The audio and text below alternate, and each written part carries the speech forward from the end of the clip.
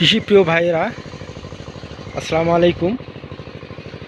আজকে এপ্রিল মাসের 5 তারিখ। আজকে যারা আপনারা আম চাষ করেন তাদের জন্য ভিডিওটি।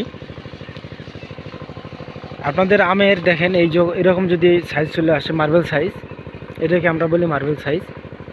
এইরকম সাইজ যদি আপনাদের আমের চলে আসে তাহলে আমাদেরকে লক্ষ্য রাখতে হবে যে দেখবেন এখানে এই তো এই যে দেখেন আমের মধ্যে কিন্তু দাগ চলে আসছে, দেখতে পাচ্ছেন? আমের মধ্যে দাগ চলে আসছে। তারপরে এই যে এইখানে দেখেন আমের মধ্যে দাগ, এই দাগগুলো যদি চলে আসে, এই যে আমের মধ্যে দাগ দেখতে পাচ্ছেন।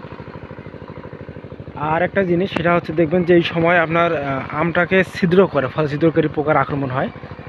যেমন এই যে এখানে ধরছে দেখেন আমের ফলটা ছিদ্র করতেছে। এই যে তার পাশে আরেকটা আছে, এই যে আরেকটা, এই যে ফল ছিদ্র করতেছে, দেখেন ফল ছিদ্র করে ভিতরে ঢুকে গেছে কিন্তু। তারপরে দেখেন এই দেখতে পাচ্ছেন কিনা, এইটা একটা। তারপরে এইটা পাশে দেখেন দেখেন আমার এইটাতে কিন্তু আমার একটা অন্তত আমের দরকার ছিল। আর দেখেন দুইটা আম দুইটাতে এই পোকার আক্রমণ। তো এইটা মোটামুটি ভয়াবহ পর্যায়ে রূপ নিয়েছে। আর একটা জিনিস লক্ষ্য দেখায় আপনাদেরকে, নিচে দেখেন আম কিন্তু পড়ে যাচ্ছে। এই যে আমের গুটিগুলো পড়ে যাচ্ছে। আমার একটা গাছে এত আমের দরকার নেই বললে চলে। যেমন একটা বলি আপনাদেরকে, যে এই যে এইটা দেখতে পাচ্ছেন, এখানে আমার আছে আম 1টা 2টা 3টা 4টা 5টা 6টা আম রয়েছে। এখান থেকে অন্তত আমার 1 থেকে 2টা আমের দরকার, 1টা আম অথবা 2টা আম, তাহলে আমার যথেষ্ট। কিন্তু যদি এমনটা হয়ে যায় যে একটা আমও নেই, যেমন এই যে এইটা দেখেন, এটা কিন্তু প্রচুর আম ছিল, এই যে আমটা কিন্তু পড়ে যাবে, পোকা অলরেডি ধরে ফেলছে এটাকে, এটা চলে পড়ে যাবে। আবার দেখেন এইটা দেখেন একটা আমও নেই। এইরকম যদি হয় তাহলে কিন্তু আপনাদের মতো যারা চাষি রয়েছে তারা কিন্তু লসের সম্মুখীন হবে। এই যে আপনাদেরকে দেখাই, এই যে এইটাতে দেখেন একটা আম, এরকম একটা আম থাকলে যথেষ্ট। এই যে একটা আম থাকলে যথেষ্ট, এখানে দেখেন একটা আমও নেই। এই যে আমগুলো যে ঝরে পড়ে যাচ্ছে, এটা হচ্ছে আপনার আমের গোড়া একটা পচারি হয়। এই যে আমের যে গোড়াটা, এই গোড়া পচা, এইখান থেকে শুকে আমটা পড়ে যায়, এইটা একটা হয়। আর একটা হচ্ছে আপনার পোকার আক্রমণ তো বললাম। তো এই কারণগুলোতে হয়ে যায় মাকড়ের উৎপাত, যার কারণে আমটাতে দাগ হয়। আপনার আমও থাকবে না, আবার আমের মধ্যে দাগও অতিরিক্ত দেখা যাবে, তখন কিন্তু আপনার কাঙ্ক্ষিত লাভ আপনি ঘরে তুলতে পারবেন না, কাঙ্ক্ষিত পরিমাণ টাকা পাবেন না এখান থেকে। তো এই সমস্ত সমস্যা থেকে রক্ষা করার জন্য আজকে আমরা স্প্রে করতেছি, আপনাদেরকে দেখাই স্প্রে করতেছি।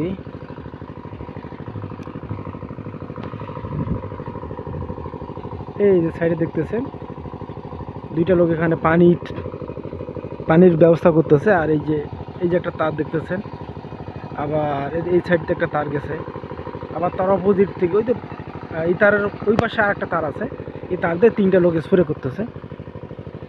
তো আপনাদেরকে এখন দেখাবো যে আমি কি কি ঔষধ ব্যবহার করতেছি এখানে। আপনাদেরকে গ্রুপগুলোর সঙ্গে পরিচয় করাই দেবো। আপনারা অচিরে খুব দ্রুত আপনাদের গাছগুলোতে স্প্রে করে নিন। যদি ফলন আটকাইতেছেন, দেখেন না ফলন কিন্তু আমার পর্যাপ্ত রয়েছে, এত আমের কিন্তু আমার দরকার নেই। কিন্তু অন্তত আমাকে আটকাইতে হবে অন্তত 1টা থেকে 2টা করে প্রতি থোড়াতে, এরকম প্রতি থোড়াতে অন্তত 1 থেকে 2টা আম আমাকে আটকাইতেই হবে। তো চলুন আপনাদেরকে দেখাই আমি কি কি ওষুধ ব্যবহার করতেছি। আমার এই বাগানে আমি যে ওষুধগুলো ব্যবহার করতেছি তার প্রতিটার একটা করে অন্তত ভ্যারাইটি আমি এখানে নিয়ে আসছি, আপনাদেরকে পরিচয় করাই দিই।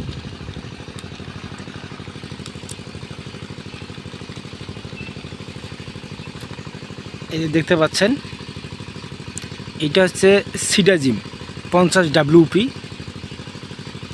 এইটা আমি ব্যবহার করতেছি।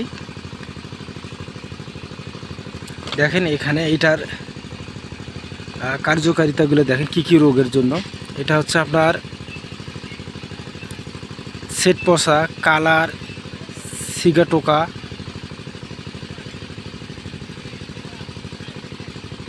আচ্ছা হোক, এটা আমের রোগ না, এটা অন্য রোগ। এটা আসলে যখন এই ঔষধগুলো যখন সরকার কাছ থেকে অনুমোদন নেয় তখন একটা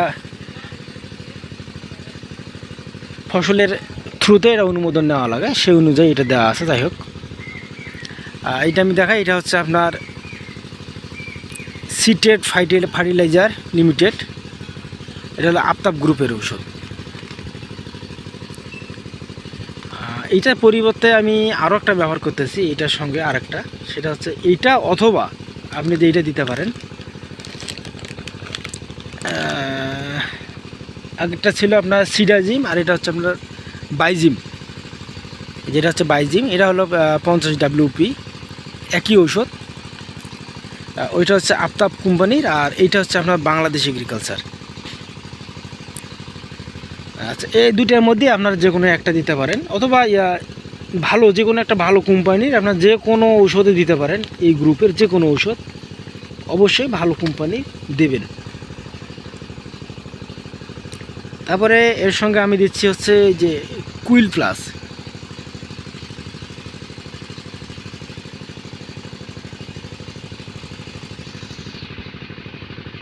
কুইল প্লাস এটা হচ্ছে 32.5 SC, 32.5 SC, এটা হচ্ছে কুইল প্লাস। আচ্ছা,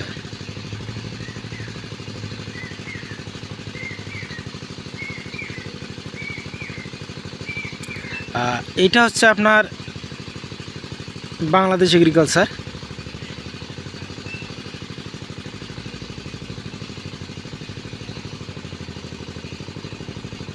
এটা অত্যন্ত দামি ঔষধ। যাই হোক, এর সঙ্গে আরেকটা দিচ্ছি, সেটা হচ্ছে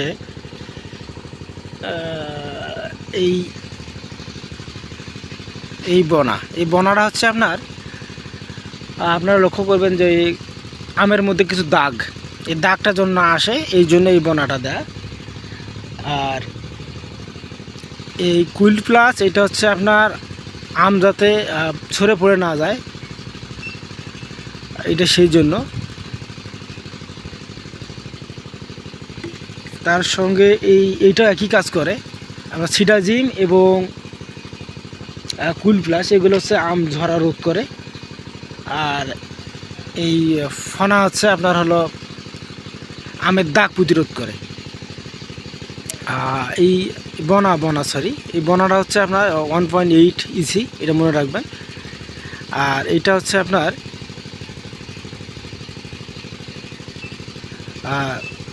সোয়াজিস কোম্পানির।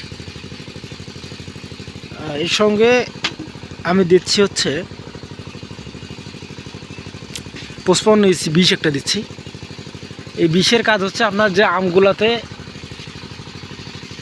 ছিদ্র করতেছে, ফল ছিদ্রকারী পোকা, এই ছিদ্রকারী পোকাগুলোকে বিনাশ করবে। এটা আমি দিচ্ছি হচ্ছে 55 EC, হচ্ছে এসি মিক্স। এটা হচ্ছে এসিআই কোম্পানির, এসি মিক্স। আর এটার সঙ্গে আপনি আরও একটা দিতে পারেন, এর সঙ্গে আমি আরেকটা দিচ্ছি ইনতেফা কোম্পানির। সরি, এটা লেবেলটা নেই, এটা ইনতেফা কোম্পানির, আপনারা এটাও দিতে পারেন। তো এইভাবে স্প্রে করুন,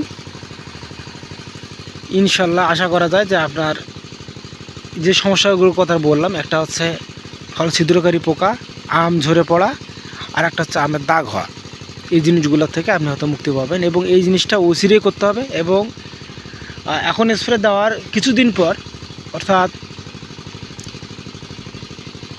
10 থেকে 15 দিনের মধ্যেই আমি আরেকটা স্প্রে করব।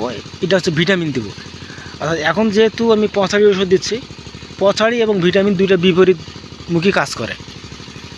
তো এই জন্য এখন পচাড়ি দিচ্ছি, আবার 10 থেকে 15 দিন পরে বা 12 থেকে 15 দিনের মধ্যে আর কি, 12 থেকে 15 দিনের মধ্যে আমি একটা হরমোন দিব।